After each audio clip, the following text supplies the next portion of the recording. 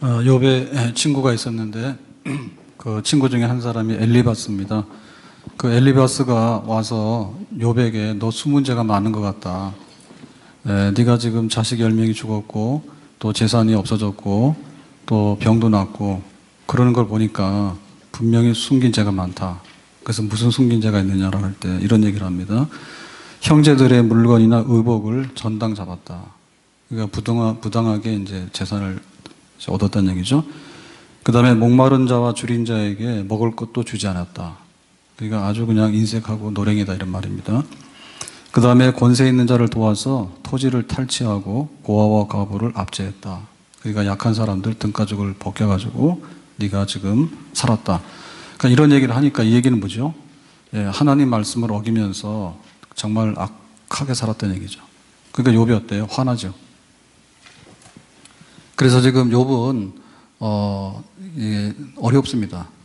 자기가 겪고 있는 일도 어려운데 더군다나 이제 그런 비난을 받고 너는 죄가 많다고 이렇게 정죄를 당하니까 그래서 욥이 그랬죠. 하나님 정말 이렇게 무슨 속사정이 있는지를 한번 알려주세요.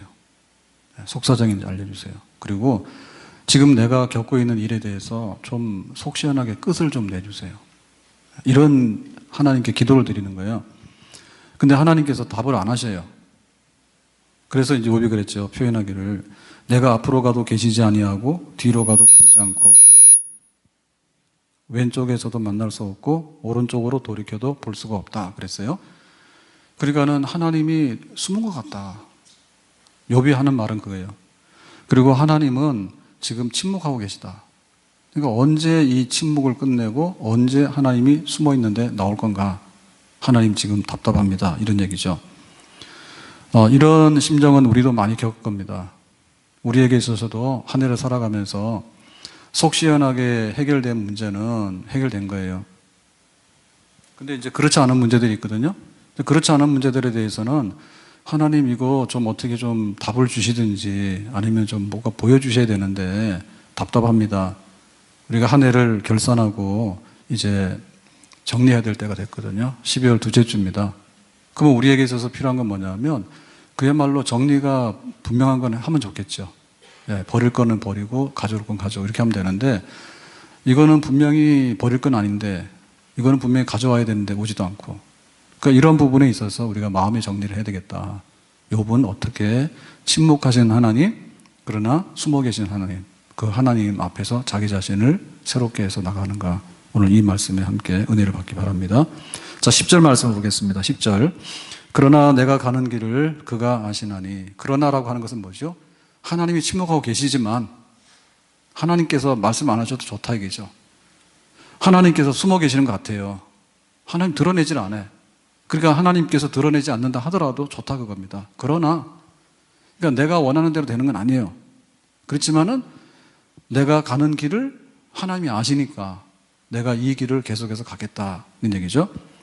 포기하지 않는다는 얘기고 낙심하지 않는다는 얘기예요. 포기하거나 낙심하게 되면은 그러나가 아니죠. 내가 그러기 때문에 나는 이렇게 합니다라고 하는데 그렇게 하지 않다는 얘기입니다. 그래서 우리의 마음속에 새로운 각오와 결단이 있어야 되겠다. 그러나 내 뜻대로 되지 않는다 하더라도 내가 어떻게 할 건가? 그러면 신앙생활 그만둘 거냐? 아니면 다시 각오를 새롭게 해서 더 굳은 마음을 가지고 나갈 거냐? 이런 얘기죠. 그런 반전이 있어야 됩니다. 그러니까 우리가 해결한다고 해서 다 해결되는 건 아니에요. 해결된 경우도 있지만은 해결되지 않았지만 우리가 마음의 각오를 하면 해결된 것과 같은 그런 효과가 나오는 겁니다. 아멘. 실제로 우리가 해결할 수 있는 문제보다는 해결할 수 없는 문제들이 항상 많은 거예요. 내가 12월이 됐다 해가지고 뭐 카드 빚은 갚으면 되죠. 근데 우리가 어떻게 살아갈 것인가에 대해서는 모르는 부분이 많고 해결되지 않는 문제는 많아요. 그래서 우리 속 사람이 새로워지는 것, 해결된 것처럼 하나님의 대답을 들은 것처럼 그리고 하나님을 내가 본 것처럼 모세가 죽고 싶다 하죠. 하나님 이스라엘 백성들이 말도 안 듣는데 정말 내가 이 일을 계속해야 됩니까? 힘듭니다. 나를 차라리 죽여주십시오. 생명책에서 이름을 지워주세요. 이랬잖아요. 그랬더니 하나님께서 그렇게 안 하죠. 만약에 모세가 고집 부려가지고 하나님 나 살기 싫어요. 그러고는 나는 이제 사표 내고 이스라엘의 지도자 안 하겠습니다 라고 했으면 어떻게 될까요? 모세는 없는 거죠. 그럴 때마다 모세가 마음을 고쳐먹는 거예요. 엘리야도 그랬거든요. 하나님 갈멜산에서 불이 떨어졌습니다. 근데 불이 떨어져도 바알 우상에 대한 미련을 버리지 않고 하나님께 돌아오지 않습니다. 저 악한 백성들을 보면서 내가 더 이상 살고 싶은 마음이 없습니다. 그랬지만은 하나님께서 엘리야를 그 로뎀나무 아래 눕혀가지고는 먹게 하고 잠자게 하고 해서 마음을 돌이키잖아요. 그러니까 우리에게 결산의 달이라고 하는 것이 그냥 내가 빚 갚을 거, 돈 받을 거 그것만 또박또박 정리할 게 아니라 미제된 사건이 굉장히 많다고요. 그렇지만 그 알려지지 않은 그 사건을 내가 어떻게 함에도 불구하고 계속해서 내가 이거를 해결해 나갈 것인가라고 하는 마음을 새롭게 하는 거, 그것이 진짜 우리가 12월에 해야 될 일이고 또 다가오는 새해를 향해서 준비해야 될 우리의 믿음의 새 그릇이 되는 줄로 믿습니다. 자, 그래서 첫째 욥이 할 수 있는 것은 뭔가 하면 10절에 말하기를 내가 가는 길을 그가 아시나니 그랬죠. 그러니까 하나님이 아신다고 하는 얘기는 당연지사 아닙니까? 하나님은 참새 한 마리 날고 떨어지는 것도 알고 하나님 오늘 눈 오는 것도 알았다고. 근데 어제 일기예보를 보니까 비가 온다 하더라고요. 아침에 그 방심했어요. 근데 아침 일어나 딱 보니까 적설량 2.5cm야. 기가 막히더라고. 우리 성도들은 기가 안 막힌지 모르지만 우리는 기가 막힙니다. 기가 막혀요. 그래가지고는 보통 때보다 5분 일찍 왔거든요. 아침에 일찍 오기 어렵잖아요. 근데 일찍 왔는데 다행히 큰 마을 그 고개 넘어오는 데는 딱 올라오는데 연막까지 뿌렸는지 괜찮더라고. 근데 동고 사거리 와가지고 빨간 신호예요. 그래서 섰거든요. 차가 안 올라가는 거, 그 다음에 파란불로 바뀌었는데 헛바퀴 돌아서 안 되더라고. 그래가지고는 뒤에 차가 없어가지고 후진 좀 해가지고 이렇게 싹 돌아서 왔어요. 지금은 괜찮은지 모르겠는데 제가 올 때는 그랬어요. 그러니까 사실은 우리가 하나님 모르시는 게 없어. 우리만 몰라. 네? 우리는 비 온다고 예보를 받기 때문에 비가 올 줄 알았는데 그게 살짝 기온이 더 낮았던가 봐요. 그러니까 눈이 돼서 내렸단 말입니다. 그러니까 하나님이 아신다는 얘기는 사실은 당연한 지사거든요. 근데 여기서 말하는 하나님이 아신다라고 하는 말은 그야말로 하나님 사정을 말하는 게 아니라 욥의 신앙을 말하는 겁니다. 하나님이 아신다고 나는 그렇게 믿는다는 거예요. 하나님이 아신다고 하는 말은 내가 그 하나님을 믿는다는 말이야. 그럼 내가 하나님 믿는다는 말은 내가 하나님에 대한 신뢰를 한단 말이야. 신뢰를 하는데 전폭적으로 신뢰를 한다 얘기죠. 그러니까 지금 욥은 내가 왜 자식 10명 잃어야 되는지 잘 몰라요. 그리고 자기가 왜 병을 잃고 병이 나서 건강을 잃었는지 잘 몰라요. 근데 하나님께 대해서는 신뢰를 내가 하겠다고 해요. 이게 뭔가 하면 하나님의 주권이죠. 하나님에 대해서 내가 따르겠다는 얘기입니다. 생사화복을 주관하신 하나님이다 라고 믿기 때문에 생명을 주셔도 받는 거고 사망을 주셔도 받는 거고 복을 주셔도 받는 거고 화를 주셔도 받는 거다. 눈을 주시면 눈을 받는 거고 비를 주시면 비를 받는 거다. 하나님께서 하시는 일에 대해서 나는 내 의를 자랑하거나 내 생각과 내 계산대로 안 됐기 때문에 틀렸다고 하는 것이 아니라 하나님의 계산이 맞다면 내가 계산을 다시 해봐하는 수밖에 없는 거죠. 이게 바로 우리가 받아들여야 될 큰 믿음의 그릇인 줄로 믿습니다. 우리가 터널을 이렇게 들어가게 되면요, 터널을 들어가다가 여기가 지금 막혀가지고 죽을 것 같아. 그래서 돌아 나오는 사람 잘 없죠. 네. 홍천에서 동해로 가는, 양양으로 가는 고속도로가 완전 개통이 됐어요. 처음에는 굉장히 그 국도로 가니까 멀었잖아요. 근데 이제 춘천까지 고속도로 되고, 그 다음에 홍천 되고, 그 다음에 이제 양양까지 났잖아요. 그래서 얼마 전에 단풍 보러 혼자 갈 때 그 길로 가봤어요. 그 길로 갔는데 제 소감이 뭐냐. 저는 그 길을 다시 가고 싶지 않아요. 예. 속초에서 난리 났거든요. 속초에서 미시령으로 오는 차들이 30%면 40% 줄었대요. 그래가지고 이쪽으로 도로가 남으로 인해가지고 미시령으로 해서 속초 경제가 굉장히 타격을 받는데, 그래서 가급적이면 미시령으로 많이 오시라는데 저는 거기 찬성입니다. 근데 미시령이 좋아서 그런 게 아니라 이 터널이 너무 많아. 홍천까지 가는데도 터널이 많은데 홍천에서 양양으로 가는 길은 긴 터널이 있더라고. 그 굉장히 긴 터널이 있죠. 예, 그래서 그거 보고 내가요, 정이 딱 떨어졌어요. 왜냐하면은 내가 무슨 이렇게, 나는 그런 나름대로 강원도 갈 때는 대부분 다 뭐 출근하는 사람 아니면 이렇게 머리 식히러 가고 뭐 이렇게 놀러 가는 사람들이잖아요. 그래갖고 그 지하도 들어가는 것 같아요. 그러니까 기분이 매우 나빴어요. 그리고 막 불안했어요. 차를 달려도 막 5분씩 달려도 막 굉장히 길지 않습니까? 막 10km 넘는 그런 터널이잖아요. 가보셨어요? 예, 거기를 갔다 오시면서 아무 일도 없다는 듯이 갔다 오신 분들은 약간 정서적으로 문제 있는 것 같아. 저는 싫더라고. 왜냐하면은 강원도 가면 그래도 산도 보고 이렇게 하잖아요. 그런 맛으로 가는데 완전히 막 지하 터널로 계속해서 가는 것 같더라고. 그래서 홍천까지가 경치가 좋고, 홍천까지도 터널이 많은데 긴 터널은 별로 없잖아. 근데 우리가 왜 이 터널을 가냐면 터널이 막혔다 생각하면 안 가죠. 예? 왜냐하면 저 터널은 분명히 나가는 출구가 있다고 하는 것을 믿기 때문에 가는 거예요. 그죠? 그리고 당장에 터널을 가게 되면 굉장히 길이 좁습니다. 터널이 차선은 있지만은 굉장히 좁고 협소하게 돼 있어요. 그래도 가는 거예요. 왜냐하면 우리의 가는 길이 그 지름길이라는 얘기입니다. 지름길. 지름길이기 때문에 그 길은 가는 거예요. 그러니까 우리가 하나님께 대한 믿음을 갖는데 그 믿음은 뭔가 하면 보이지 않지만 보는 것처럼, 만져지지 않지만 만져진 것처럼, 하나님께서 침묵하시는 것 같지만 그 침묵도 대답이라. 침묵도 대답이라. 그래서 부부간에 대화할 때 침묵도 대화입니다. 그래서 이게 부부싸움 할 때는 침묵하는 게 좋습니다. 하여튼간에 말하면 두 마디로 돌아오니까 그냥 침묵을 하는 게 좋은 것 같아요. 그렇죠? 그 숨어 있는 게 아니에요. 얼마나 노출을 많이 하고 공개를 많이 합니까? 그렇지만 노출 많이 해서 공개 많이 해가지고 좋은 부분이 있는가 하면 좋지 않은 게 굉장히 많아요. 그러니까 우리가 차라리 안 보고 안 알리는 게 나아요. 그러니까 하나님께서도 그때그때마다 말하면 수대장이에요. 예? 하나님께서 그때그때 말하면 수대장이야. 그리고 하나님께서 그때그때마다 나와서 다 보여주시면은 정말 이건 알몸으로 보여주는 거예요. 하나님께서 수준이 그게 아니기 때문에 때에 따라서는 우리가 볼 때 침묵하는 것 같고 우리가 볼 때 하나님께서 숨어 지내는 것 같지만은 결코 하나님은 비겁하게 숨거나 말 못하기 때문에 궁색하기 때문에 입을 다물고 뒤로 물러앉는 그런 분은 절대로 아닌 줄로 믿습니다. 작가 최인호의 책에 보면 어머니는 죽지 않는다는 책이 있는데요. 한번 지금도 나오나 모르겠어요. 녹화 한번 보세요. 느끼는 게 굉장히 많거든요. 근데 거기 보면 이런 글이 나옵니다.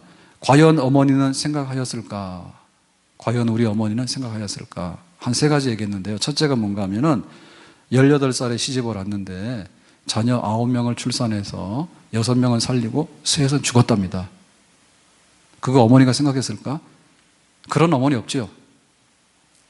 내가 시집 와서 아들, 딸 몇 낳을지 어떻게 알았어요? 근데 그 중에 셋이나 죽었대. 그걸 누가 알았어? 두 번째는 우리 어머니 알았을까? 남편이 48살에 죽고 30년 동안에 자녀들 책임지느라고 하숙집 주인 했대. 시집 올 때 하숙집 주인 하려고 시집 온 사람 있어 없어요? 없겠죠? 아니 뭐 호텔 며느리도 아니고 무슨 하숙집 그걸 하러 시집을 왔겠습니까? 그냥 먹고 살 게 없으니까 한 거 아니겠어요? 남편 일찍 돌아가셨으니까. 그러니까 자기가 볼 때 내가 왜 이 하숙집을 해야 되는가를 과연 우리 어머니 알았을까? 몰랐을 거예요. 그것도 얼마? 30년이나. 그리고 우리 어머니 알았을까? 과부대에서 자식들 대학 다 마치고 세상 말로 출세도 했는데 늙어서 다리도 못 쓰는 안진뱅이 되고 눈도 제대로 못 뜨는 신봉사가 될 것을 생각이나 했을까? 아마 생각 못 했을 거예요. 왜 늙어 죽는다는 것은 받아들이지만 그 늙어 죽는 과정 속에서 정말 옛날 같으면 이 관절 같은 게 문제 생기면은 지금은 인공관절 하잖아요. 그럼 옛날에는 거의 거동 못 했잖아요. 그러면 우리 어머니가 그렇게 되고 또 뭐 백내장이 왔다 그러면 지금은 수술하면 되지만 옛날 같으면 했겠어요? 그러면 거의 앞못 보고 살았을 거 아니에요. 그러니까 그거 알았을까? 그걸 안 건 아니죠. 근데 뭘 알았습니까? 자기 인생을 안 거죠. 내가 결혼한다?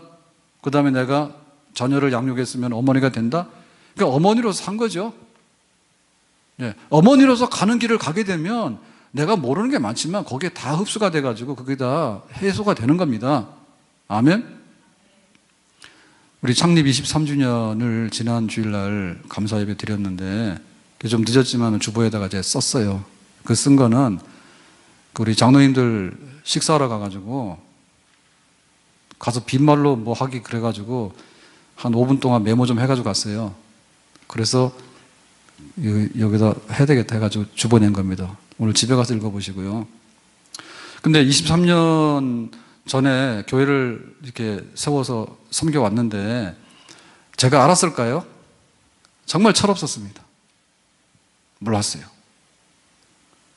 왜 뭘 몰랐냐? 교회 안에서 이루어지는 일 중에 예를 들면 저 교회 2번 지었잖아요. 우리 선교센터 1번 지었죠. 그 다음에 저 밑에 있는 우리 교회 지었죠. 그러니까는 제가 아무리 생각해봐도 그래요. 교회를 2번 지을 것 같이 보여요? 제가 건축업자로 보여요? 근데 좀 물어봤으면 좋겠는데 지금은 제가 좀 많이 알아요. 많이 안다는 게 아니라 이 집 짓는 과정이나 어떤 문제가 생기는지 많이 알아요. 그래서 예를 들면은 건축하다 보면 추가 비용이 나거든요. 왜냐하면 설계가 완벽하지 않습니다. 그리고 우리나라 건축은 설계가 부실합니다. 설계 굉장히 싸구려입니다. 그게 부실하다는 얘기예요. 그러다 보면 뭐냐면 시공 자체도 이게 잘 분명하지 않아요. 그러니까 나중 가서 설계 변경이 많이 오고 추가 공사 많이 일어나. 그래서 아파트는 모르지만은 단독 건물을 짓게 되면요, 그 추가 공사 사항들이 많이 나오거든요. 설계가 디테일하지 않다니까요. 그러니까는 어떻게 보면 거기서 다 문제가 생기는 거예요. 그때 그런 경험해 봤거든요. 그래서 우리 여기 할 때도 변경사항이 굉장히 많아요. 그러면은 거기에 대해서 사인 다 받으라고. 그러니까 우리는 막 뺐습니다. 그래서 잘못하면 다 추가가 됩니다. 추가돼서 엄청나게 많이 추가가 돼버립니다. 그런 일을 저는 겪어봤잖아요. 그래서 좀 물어봤으면 좋겠는데 안 물어보더라고. 제가 교회 2번 질 줄 알았어요? 진짜 생각을 안 했어요. 교회만 세우면 된다는 생각했지 교회를 막 이렇게 유치원 지하실 갔다가 상가 갔다가 탄현동 갔다가 그 다음에 그거 허물고 여기 다시 짓고 이런 거를 내가 생각했냐? 생각을 못했어요. 그리고 이런 얘기 하더라고. 저희 어머니도 그러고 또 그 노 장로님 그러셨거든요. 교회에는 그 치마 빠름을 조심해야 된다. 그 여자들을 조심해야 된다. 이런 얘기 하시더라고. 근데 교회 와서 보니까 별로 조심할 거 없더라고. 예? 별로 조심할 거, 그 정도로 위험한 건 아니더라고. 근데 어떤 거 있냐면 저는 교인이 한 번 되면 그냥 교인인 줄 알았어요. 그랬더니 아파트 이사가 얼마나 합니까? 아파트 이사에 자기 집에 들어와 사는 사람 절반 안 되죠. 그리고 2년씩 이렇게 전세 계약을 하다 보면 어떻게 되죠? 뭐 2년 내지는 4년 동안에 이동하는 사람이 굉장히 많습니다. 그러니까 그런 거는 전혀 생각을 못 했던 거예요. 그래서 그냥 한번 우리 교회 집사님 그러면 나는 평생의 집사님인 줄 알았어. 그랬더니 집 사서 갔어요. 그러니까는 그런 거를 전혀 생각을 못 했어요. 그러니까 제가 그 교회를 알아서 했냐면 사실은 몰랐던 거예요. 근데 딱 뭐냐면 하나님의 교회는 세워져야 된다. 그리고 목회자는 교회를 섬겨야 된다. 그거는 알았던 거예요. 그러니까는 큰 그림은 알았지만 세부적으로 일어나는 사실은 몰랐던 겁니다. 결혼하는데 어떻게 해서 결혼했죠? 당신 나를 사랑해? 책임질 거야? 그래서 결혼했죠. 조건을 많이 맞춰서 결혼한 사람은요, 잘못 알고 있는 거예요. 다 틀려요. 코 고는지 안 고는지 몰랐죠. 몰랐잖아요, 대부분 다. 그래서 어떻게 내가 하나님을 믿고 나가는가라고 하는 것은 해결해야지 되는 게 아니라 해결된 것으로 알고 내가 들어야지 듣는 게 아니라 하나님께서 말씀하셨어요. 다만 나에게 침묵처럼 들리는 거예요. 하나님은 이미 보여주셨어. 근데 내가 눈이 가려서 못 보는 거야, 그게. 그래서 하나님께 대한 전폭인 신뢰, 하나님께 대한 전적인 신뢰를 가지고 하나님을 마음에 받아들이게 될 때 그때 우리 앞에 나의 갈 길이 보여지게 되고 시온의 대로가 열려지게 되는 줄로 믿습니다. 자, 10절에 가서 다시 보겠습니다. 10절. 그러나 이제 마음을 바꿨죠. 하나님이 침묵하고 숨은 것처럼 생각되지만 아니다 얘기죠. 내가 가는 길을 그가 아시나니 하나님께 맡긴단 말이죠. 내 뜻대로 안 되더라도 참복으로 맡기겠다. 그가 나를 단련하신 후에는 내가 순금이 되어 나오리라 그랬죠. 그러니까는 순금이라고 하는 결과물을 보고서 가는 거예요. 그러니까 우리가 이게 이제 긍정적인 마음입니다. 만약에 금이 섞여 있는 이 금 광석이 있는데, 예? 이 돌덩어리를 가지고 자랑할 건 없죠. 이 돌을 녹여서 그 속에서 순금을 얻어야지 우리가 원하는 금이죠. 그러면은 1톤의 이 금을 함유하고 있는 돌을 녹이면 한 3, 4g 나온대요. 그러니까는 우리가 겪는 여러 가지 일들 중에서 버려야 될 게 굉장히 많습니다. 그러니까 그 버려야 될 거를 버리는 과정에 대해서 아깝다 생각하시면 안 돼. 집에서 우리가 살다가 좀 모순되게 느끼는 게 뭔가 하면 필요한 거를 찾으면 없어요. 진짜 이상하더라. 쪽집게예요. 뭐 딱 찾으면 없는 거야. 근데 쓸데없는 거 너무 많아. 평상시 잘 모르죠. 언제 알아요? 이사 갈 때 알죠. 이사 갈 때 보면은 이삿짐 견적이 너무 많이 나온 거예요. 이거 왜 이렇게 나냐? 버릴 게 너무 많아. 그러니까 사실은 불필요한 것들을 버려야 되는데요. 그 버리는 과정을 아깝다 생각하면 안 돼요. 하나님께서 왜 이런 고난과 이런 해결되지 않는 내가 잘 알지 못하는 일들이 일어났을까라고 생각할 때 하나님께서 나를 순금으로 만들기 때문에 버려야 될 것이 굉장히 많구나라고 긍정적으로 생각하셔야 됩니다. 아멘?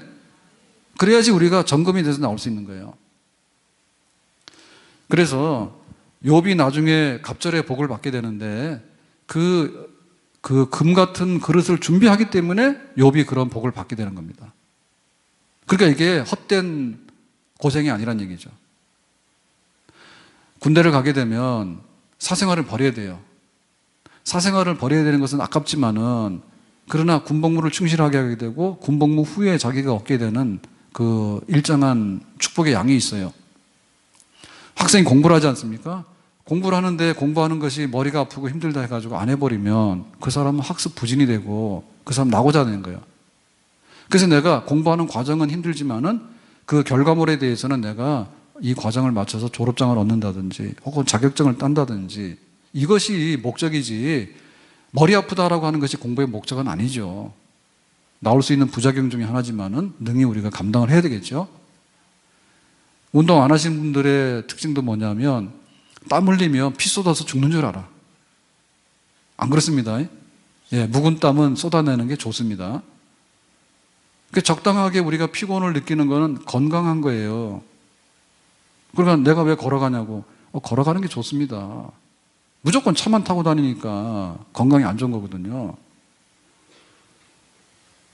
가가지고 PT를 받는다고 그러는데 제가 보니까는 막 할인해가지고 1회에 2만 원짜리 PT가 있답니다. 난 PT가 뭔지 잘 몰라요. 근데 가면 있대요.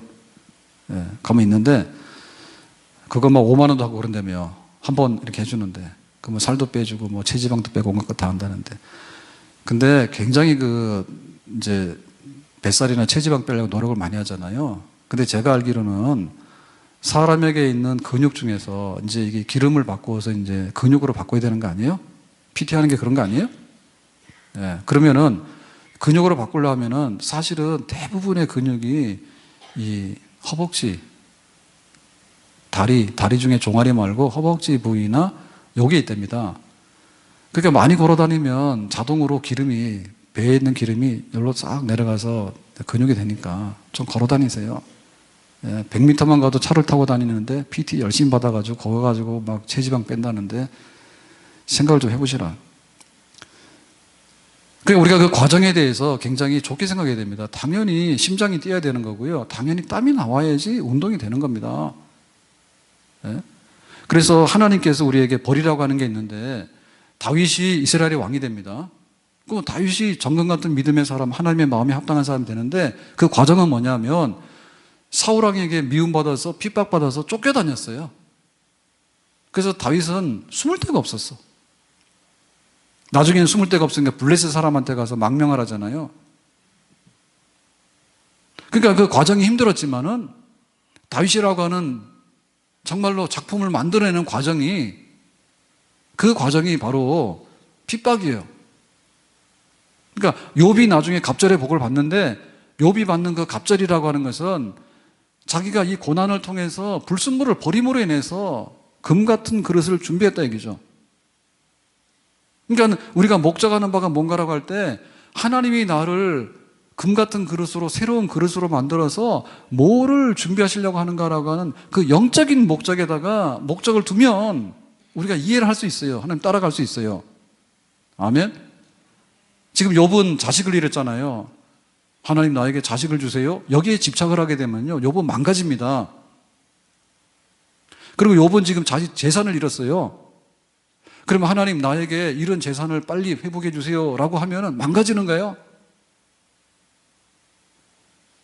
혹은 친구들하고 관계가 안 좋아요. 지금 친구들이 와서 욥 너는 너무나 위선자 같아, 숨은 죄를 다 고백해. 그거를 붙들고 친구들하고 씨름을 하게 되면 욥은 나올 수가 없어요. 여기서 지금. 그래서 우리가 목적하는 바가 뭔가라고 할 때 하나님이 나를 단련해서 정금으로 만듭니다.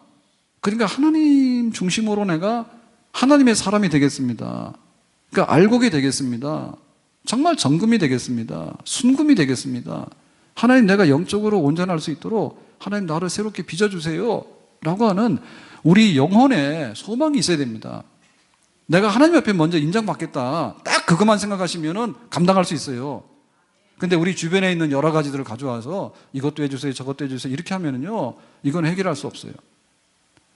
공부하는 학생은 힘들지만은 공부에 집중을 하게 되면요, 공부가 힘들지 않고 재미가 있어요.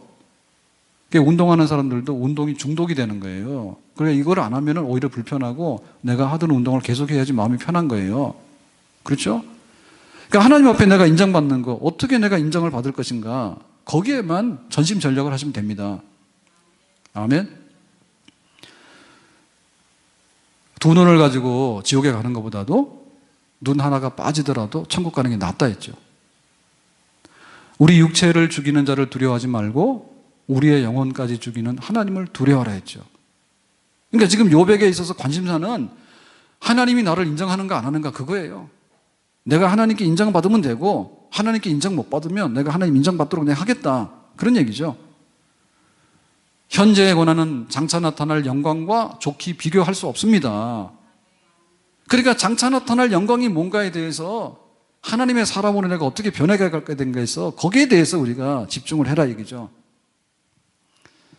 교회 23년을 지내면서 저는 얻은 것도 많고 잃은 것도 많아요. 근데 앞에서 말씀드린 대로 사실은 몰랐어요. 교회는 여자분들이 많으니까 치마폭을 조심해야 돼, 이런 얘기는 들었는데 사실 그거보다는 앞에 말씀드린 대로 교회를 어떻게 2번씩 지어야 되냐, 그런 건 생각도 못했고, 우리 교인이라고 하는 것이 우리의 삶이 굉장히 많이 이동하잖아요. 요즘에는 옛날처럼 달라가지고. 그러니까 그런 변화 같은 거를 전혀 생각을 못했거든요. 그래서 거기서 오는 그런 어려움이 많았는데 그 중에 보면 저에게 가져다 유익도 굉장히 많아요. 바로 나 자신이 목사가 되는 그런 과정에서 속으로 목사가 되는 과정은 저는 굉장히 유익이라고 봐요. 그리고 교회를 이렇게 쭉 섬겨오면서 이게 진짜 교회인가? 라고 하는 것을 지금도 다 깨닫지 못했지만 많이 깨달았어요. 제가 마지막에 이제 부목사 하면서 이제 사임하고 가겠습니다 라고 했더니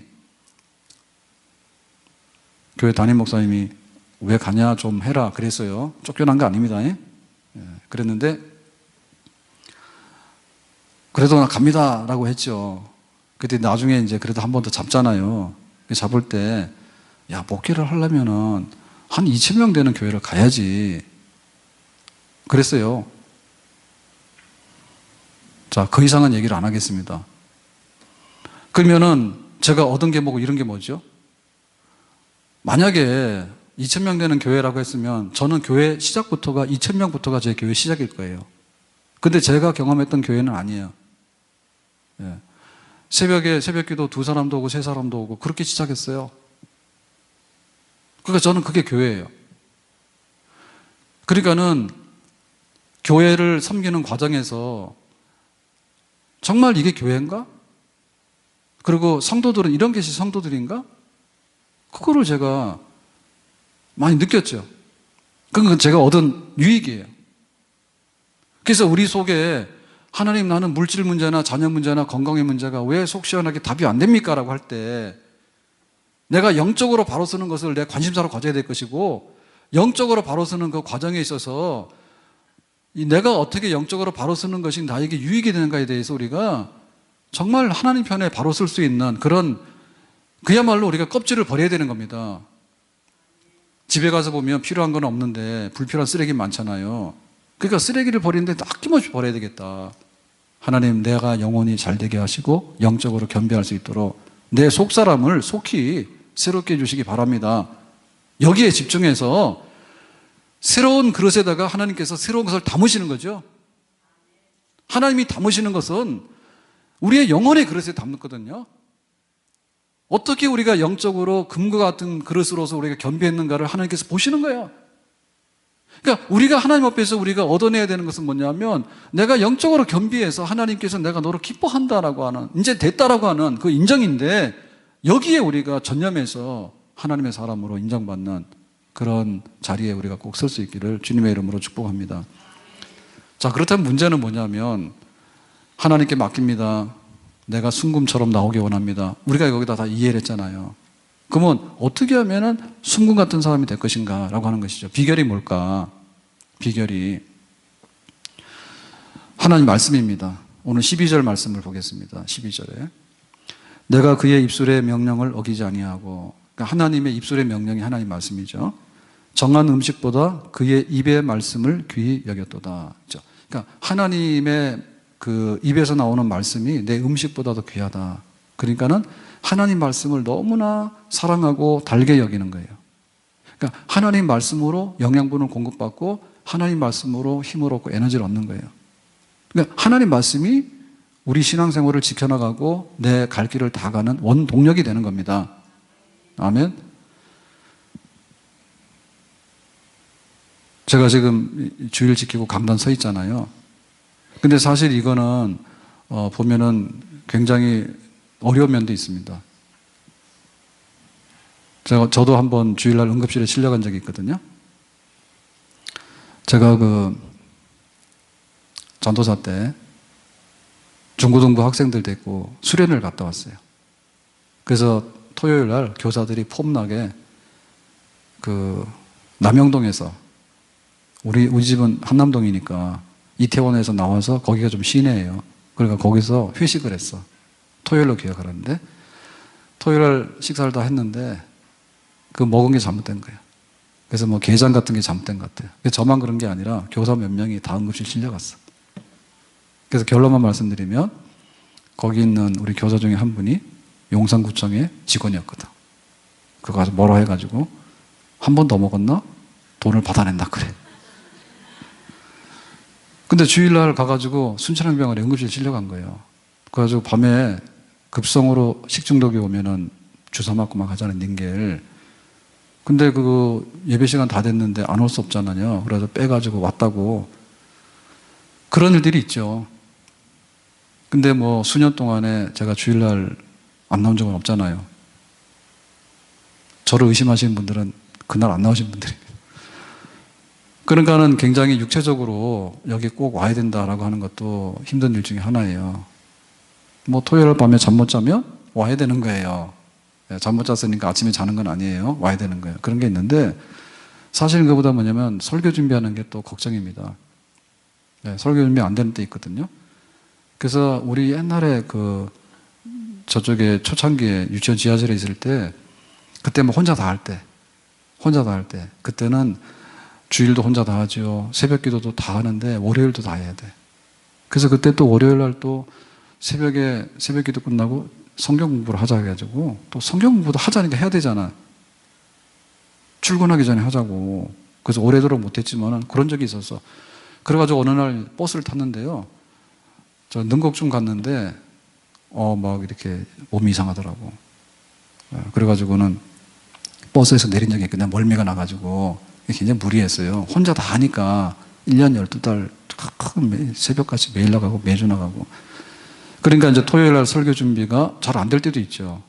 그래서 한 번은 이제 바람 쐬러 간다고 토요일 날 밤인데 갔더니 여기 뭐예요? 통일전망대 좀 지나갔거든요. 그랬더니 그때는 이 자율의 차가 많지 않았어요. 그러니까 토요일 밤이니까 거의 없는가 봐. 그래서 뭐 군인들 작전하더라고. 하여튼 간에 토요일 날 설교를 준비하고 주일을 맞이하는 일이 또 스트레스예요. 근데 또 더 위험한 스트레스는 뭐냐면 토요일 밤에는 부부싸움을 하면 안 돼. 그러면 주일날 와서 설교를 할 수가 없어. 그러니까 여러 가지 조건이 있습니다. 근데 그런 일들이 좀 애로사항인데, 나름대로 애로사항인데, 근데 제가 지금까지 살아있잖아요. 그럼 살아있는 비결은 뭘까요? 네. 그거는 바로 주일이고 예배고, 사실은 말씀 때문에 그렇습니다. 주일이 저에게는 어겨서는 안 되는 날인 거예요. 그런데 주일이 또 저를 살리는 날이에요. 목사에게 주일이 없으면 어떻게 되는지 아시죠? 정말 이상합니다. 이제 멀리 가면은, 유럽 같은 데 가면은 주일날 올 수 없으니까 한 주 비잖아요. 그러면 주일 하루만 이렇게 하더라도요, 정말 이상한 거예요. 사람 멍해져요. 딴 나라 사람 같아.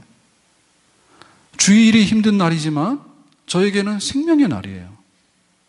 클린턴 대통령이 스캔들 나가지고 그때 탄핵한다 만다 해가지고 난리가 났었어요. 근데 어느 날 신문에 났습니다. 클린턴 부부가 백악관 근처에 교회에 가서 예배 드린다고 해서 사진 찍어가지고 냈어. 그러니까는 일부러 그렇게 했겠죠.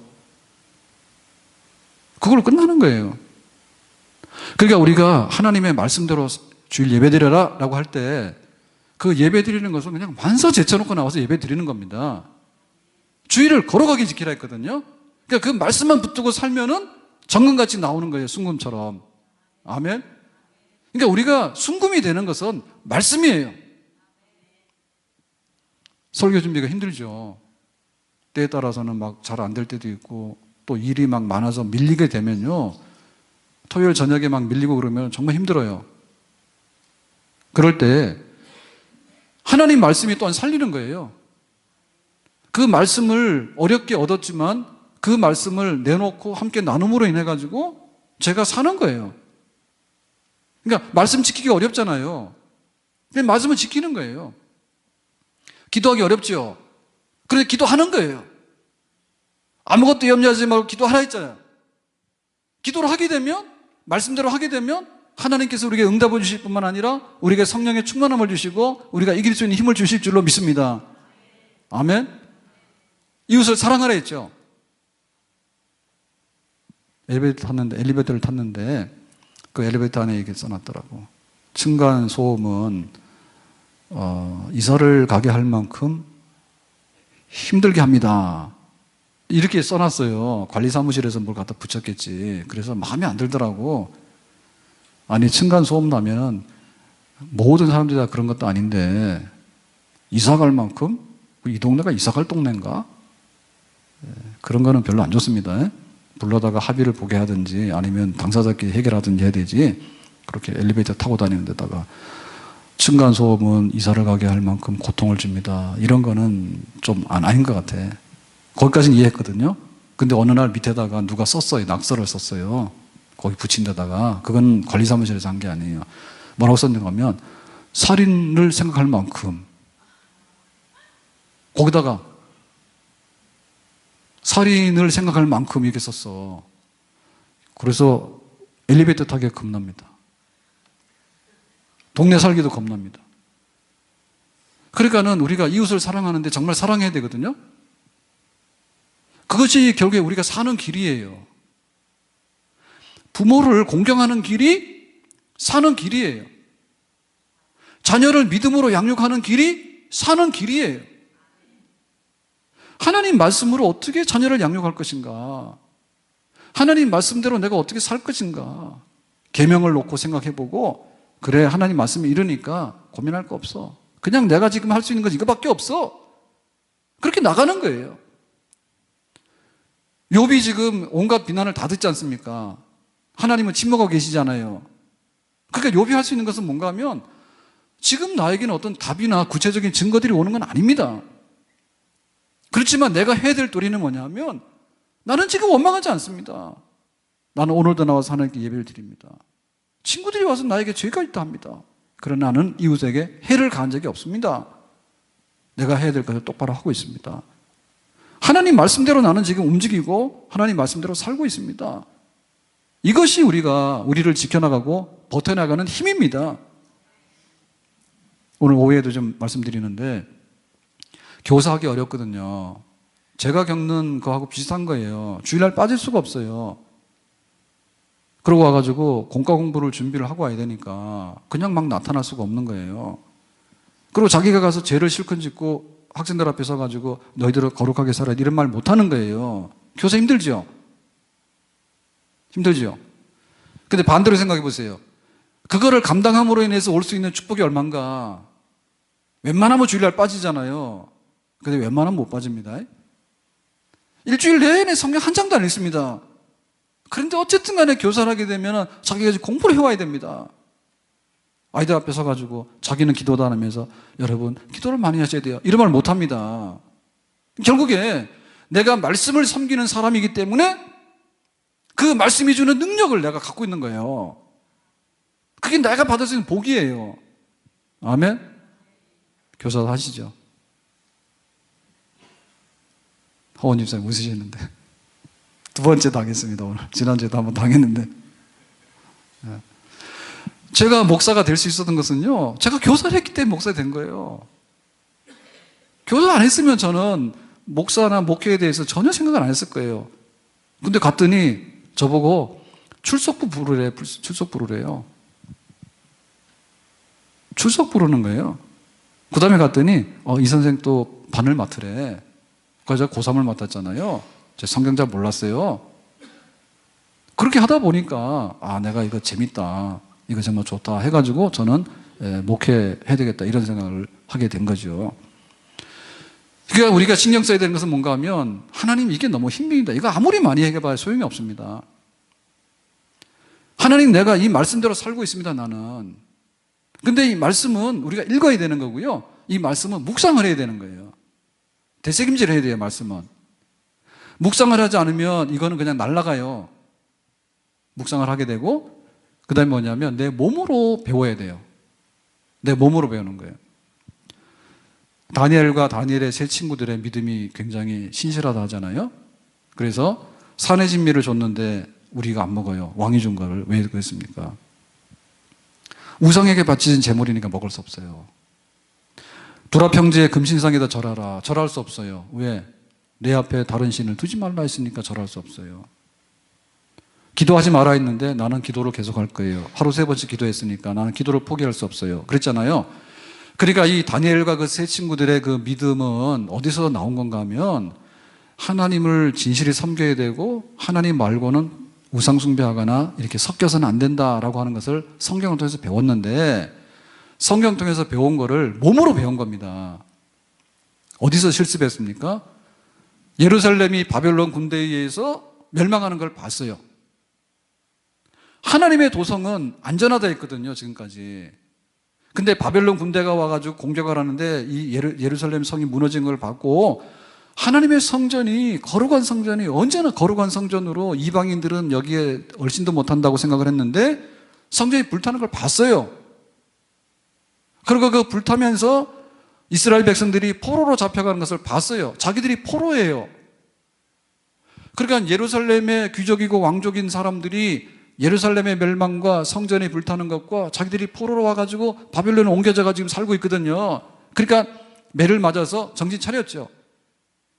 하나님 말씀대로 살지 못하면 이렇게 된다고 하면서 알았단 말입니다. 그러니까 정신이 난 거예요. 그래서 우리는 말씀대로 살아야 됩니다. 왕이 준 산의 진미도 이게 안 먹는 겁니다. 금신상에다 절해서 우리가 출세가 보장된다 하더라도 우리는 출세 필요 없습니다. 안 합니다.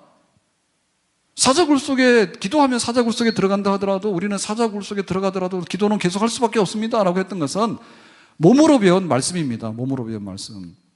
아멘. 우리에게도 여러 가지 이 이론적인 거 이런 것보다도 하나님의 말씀 하나만이라도 하나님이 짝지어 주신 것은 살아야 된다. 자식을 위해서 우리가 희생을 해야 된다. 교회를 위해서 우리가 희생을 해야 된다. 하나님 말씀대로 내 신앙의 양심을 지켜야 될 것이다. 하나님이 우선이 되어야 될 것이다. 예배가 우선이 되어야 될 것이다. 우리가 무거운 짐이 있으면 우리는 하나님께 나와서 기도를 해야 될 것이다. 미워하는 것보다 사랑을 해야 될 것이다. 육신에 술 취하지 말 것이고 성령으로 충만할 것이다. 하나님 말씀에 우리가 붙들려져서 거기에 서 있는 순간만큼 하나님 앞에서 앞으로 나가는 그런 좋은 길, 밝은 길이 우리에게 열려질 줄로 믿습니다. 한 해를 결산하는 지금의 때에 와 있는데 하나님은 때로는 침묵해 보이는 것 같고 때로는 숨어 계시는 것 같아요. 절대로 그렇지 않습니다. 내가 가는 길을 그가 아시나니 그가 나를 단련하신 후에는 내가 순금과 같이 되어서 나오리라 라고 하신 말씀이 있는데 이 말씀과 같이 우리 속사람이 잘 겸비돼서 새로운 한 해를 결산하고 또 새로운 한 해를 맞이할 수 있는 그런 새로운 역사들이 우리 안에 일어나기를 예수님의 이름으로 축복합니다. 기도하겠습니다. 오늘 주신 말씀과 같이 우리 속사람이 순금되기를 원하고 우리 주변에 있는 여러 가지 환경들이 잘 정리되는 그날까지 믿음의 경주를 계속해서 할 수 있도록 은혜를 베풀어 주시기 바랍니다. 예수님의 이름으로 기도하옵나이다. 아멘.